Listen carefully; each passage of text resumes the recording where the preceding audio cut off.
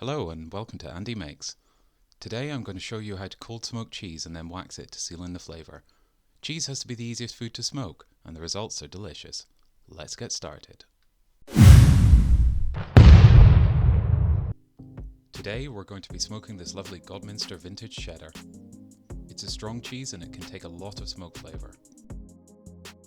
This cheese is already covered in wax, so first we're going to need to remove it. I'm using the ProQ Cold Smoker, which I've linked in the description.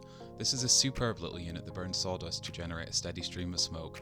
It can run up to about 10 hours on one load of sawdust. We're using this oak dust today. You can smoke with many different woods, such as beech, apple, cherry or hickory, or blend them together. I have a lot of oak dust, so that's what we're using today.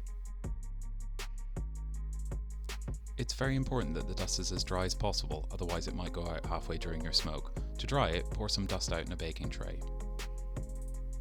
Set your oven for 100 Celsius and dry it out for up to 30 minutes.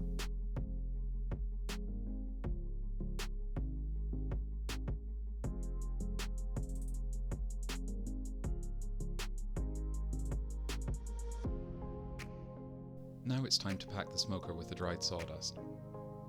Start at the outside and fill it about a third of the way. We're smoking the cheese for 3 hours and we don't want to waste any sawdust. Keep the level of the sawdust below the lip of the smoker. Once it's filled, press it down gently. I'm using my Weber Smoky Mountain to smoke in today, but you can use almost any container you like. The ProQ smoker comes with a slot to put a candle in to ignite the dust, but I prefer using a blowtorch.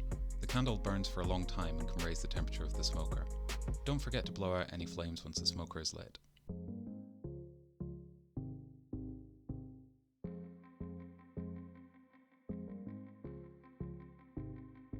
We're going to now smoke the cheese for 3 hours. Ideally, you want to do this when it's cold outside so the temperature of the smoker doesn't rise very high. You're aiming for a temperature below 30 degrees Celsius when cold smoking. Of course, if it does rise above this for cheese, it isn't a big deal, but if you're cold smoking meats or fish, this would encourage bacterial growth. Halfway through, turn the cheese over. This helps expose the whole cheese to the smoke. You'll be able to see that the bottom has changed colour. Once you've finished smoking the cheese, put it in the fridge for at least 30 minutes to firm up before you start waxing it. This helps the wax cool on the surface of the cheese more quickly and will make your life a lot easier. We're going to wax it using some food grade wax that I bought on eBay for about £13 a kilo. I have a few different colours, but I always use the black one for smoked cheese as it can pick up a hint of smoke and I'm keeping that away from other cheeses that I wax. I've set up a double boiler on the stove to gently melt the wax. Don't melt the wax over direct heat. This takes about 20 minutes to fully melt. I've also set up a cooling rack with a plate underneath it to catch any wax that drips. Now it's time to start dipping the cheese. Dip it at least halfway, giving a bit of a swirl as you do so. I like to double dip it to ensure I have a good coating. Then place it on the cooling rack for a few minutes to set. Do this for the other end and then repeat for a total of 3 coats of wax. Once you've done 3 full layers of wax, you can pour the excess wax into a mould to cool and reuse.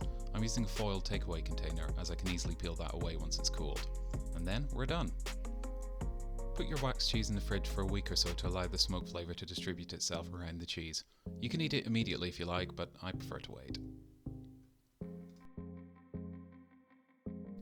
So there you have it, a delicious smoked and waxed cheddar. I'm eating mine with some homemade piccalilli.